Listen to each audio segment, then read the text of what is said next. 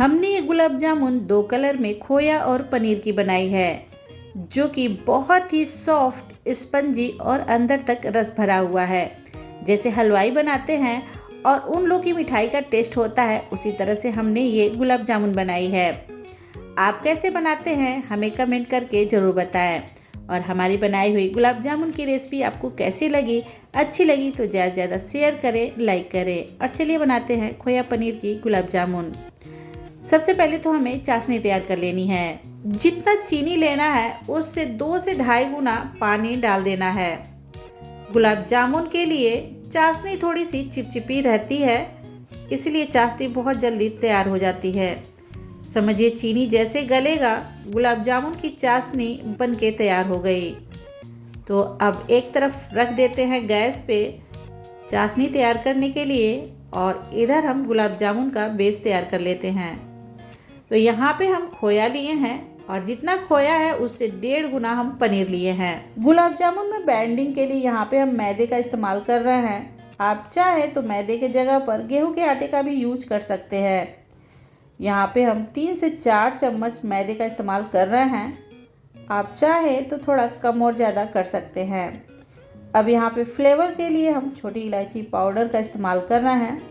यहाँ पे 2 से 3 चुटकी हम बेकिंग पाउडर का इस्तेमाल कर रहे हैं। इससे गुलाब जामुन में स्पंज काफ़ी अच्छा बनता है। चाहे तो आप 1-2 चुटकी बेकिंग सोडा भी डाल सकते हैं, पर हम बस बेकिंग पाउडर का इस्तेमाल किए हैं। अब इन सभी चीज़ों को हमें अच्छे से मिक्स करते हुए एकदम सॉफ्ट डो तैयार कर लेना है। इसमें गुठलियाँ न रहें, इसके लिए सभी चीज़ों को अच्छे से मिक्स करने के बाद हथेली से इसे मसलते हुए सॉफ्ट बना लेना है। गुलाब जामुन का डो जितना ही सॉफ्ट रहेगा, जब गुलाब जामुन बनके तैयार होगा उतना ही स्पंजी होगा। 5 से 6 मिनट तो लग ही जाता है गुलाब जामुन का डो अच्छे से सॉफ्ट तैयार करने में। तो थोड़ा सा हथेली से प्रेशर करते हुए अच्छे से हमें डो तैयार करना होता है, ताकि इसमें गुठलियाँ न रहें। पनीर तो थोड़ा सा सॉफ्ट भी होता है, पर खोया थोड़ा सा टाइट होता है, इसीलिए थोड़ा टाइम तो लगता ही है। पर कोई बात नहीं, खाना है तो थोड़ी सी मेहनत तो करनी ही पड़ेगी। 6 से 7 मिनट हो गया हमें पनीर और खोया को मसलते हुए। अब इसमें गुठलियाँ नहीं रह गई हैं, बहुत ही सॉफ्ट हो गया है। अब ये हमारा गुलाब जामुन के लिए डो बहुत ही मुलायम सा बनके तैयार है। अगर अच्छे से मसलने के बाद भी आपको लग रहा है कि गुलाब जामुन का डो काफ़ी टाइट है, तो उसमें थोड़ा थोड़ा करके 1 से 2 चम्मच दूध डाल के अच्छे से मिक्स करिए, डो सॉफ्ट हो जाएगा। इधर गुलाब जामुन की चाशनी भी बनके तैयार है। गुलाब जामुन की चाशनी थोड़ी सी चिपचिपी रहती है, इसीलिए बहुत जल्दी गुलाब जामुन की चाशनी बनके तैयार हो जाती है। अब हम गैस को बंद कर देंगे। अब यहाँ पे चाशनी में फ्लेवर के लिए छोटी इलायची पाउडर और केवड़ा जल का इस्तेमाल कर रहे हैं। यहाँ पे आधा ढक्कन या फिर आधा चम्मच का ये केवड़ा जल हम इसमें डाल रहे हैं, और आधा चम्मच नींबू का रस। अब जाके ये गुलाब जामुन के लिए चाशनी बन के तैयार हो गई। जब तक गुलाब जामुन तलेंगे, चाशनी भी थोड़ी सी ठंडी हो जाएगी। अब हम गुलाब जामुन का बेस भी तैयार कर लेते हैं। तो यहाँ डो में से थोड़ा सा हम अलग कर लेते हैं। आप जैसे भी हो थोड़ा सा कम और ज़्यादा कर सकते हैं, और ये अलग कर देते हैं। अब इसमें हमें थोड़ा सा ड्राई फ्रूट डाल देना है। तो यहाँ पे किशमिश और पिस्ता हम बारीक काट के रखे हुए हैं, उसे डाल देते हैं। और हमें गुलाब जामुन जो है भर के बनाना है, तो थोड़ा सा दिखे कि हाँ भरा हुआ है, इसके लिए थोड़ा सा हम यहाँ पे कलर का इस्तेमाल कर रहे हैं, और सभी चीज़ों को अच्छे से मिक्स कर देना है। आपको जो भी कलर पसंद हो उसका इस्तेमाल कर सकते हैं। अब ये गुलाब जामुन की फिलिंग बनके तैयार है। अब हमें दोनों चीज़ों को बराबर बराबर पीस में कर लेना है। चाहे तो आप किसी चीज़ से नाप के करें या फिर ऐसे भी कर सकते हैं। तो यहाँ पे हम अंदाज से ही एक बराबर भागों में कर रहे हैं। अब जितना पीस हम सफ़ेद वाले डो का किए हैं, उतना ही पीस हमें ये पीले वाले का करना है। अब चूँकि पीला वाला हमें फिलिंग के लिए बनाना है, तो थोड़ा सा छोटा छोटा पीस ही हमें रखना है, क्योंकि हमें ये फिलिंग के लिए बनाना है तो थोड़ा छोटा छोटा ही पीस रखना होता है।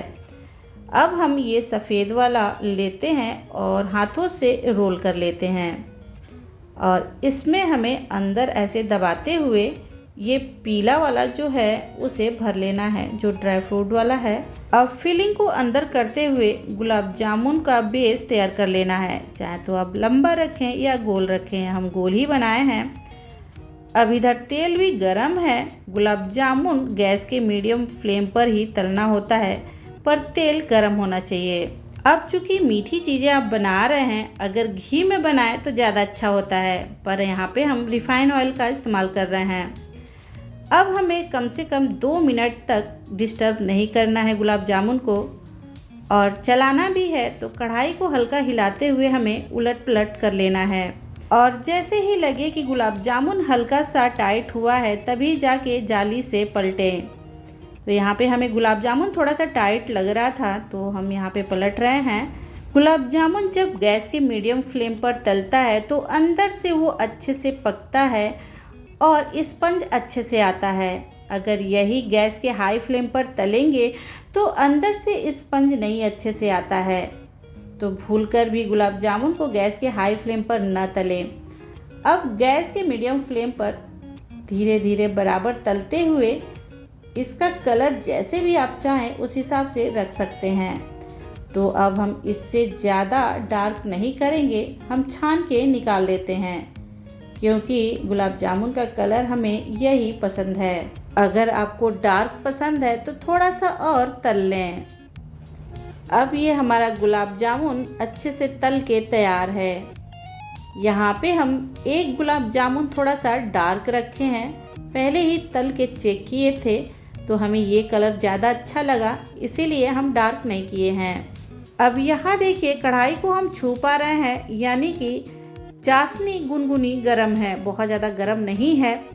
अब गुनगुनी गरम चाशनी में हमें हल्का गुनगुना जब गुलाब जामुन रहे तभी डालना होता है, यानी कि दोनों की गर्माहट एक बराबर होनी चाहिए, बहुत ज़्यादा गर्म नहीं होनी चाहिए। अगर बहुत ज़्यादा गर्म चाशनी में गुलाब जामुन डालते हैं तो वही गुलाब जामुन अंदर तक अच्छे से फूलता नहीं है, अंदर गुलठियाँ बन जाती हैं और चाशनी ऊपर ऊपर ही बस रह जाती है। इसीलिए जब भी चाशनी में गुलाब जामुन डालें तो दोनों हल्की गुनगुनी गर्म होनी चाहिए, बहुत जल्दबाजी ना करें। और चाशनी में गुलाब जामुन डालने के बाद कम से कम 2-3 घंटे के लिए ढक के रख दें। अब इस तरह से हम 3 से 4 घंटे के लिए ढक देते हैं। अब यहाँ देखिए गुलाब जामुन हमारा अच्छे से फूल के तैयार है और काफ़ी सॉफ्ट और स्पंजी हुआ है। आप देख सकते हैं बहुत ही बड़ा बड़ा गुलाब जामुन हुआ है। अब एक गुलाब जामुन चेक करते हैं कि गुलाब जामुन हुआ कैसे है। अब यहाँ पे हम गुलाब जामुन को काटते हैं।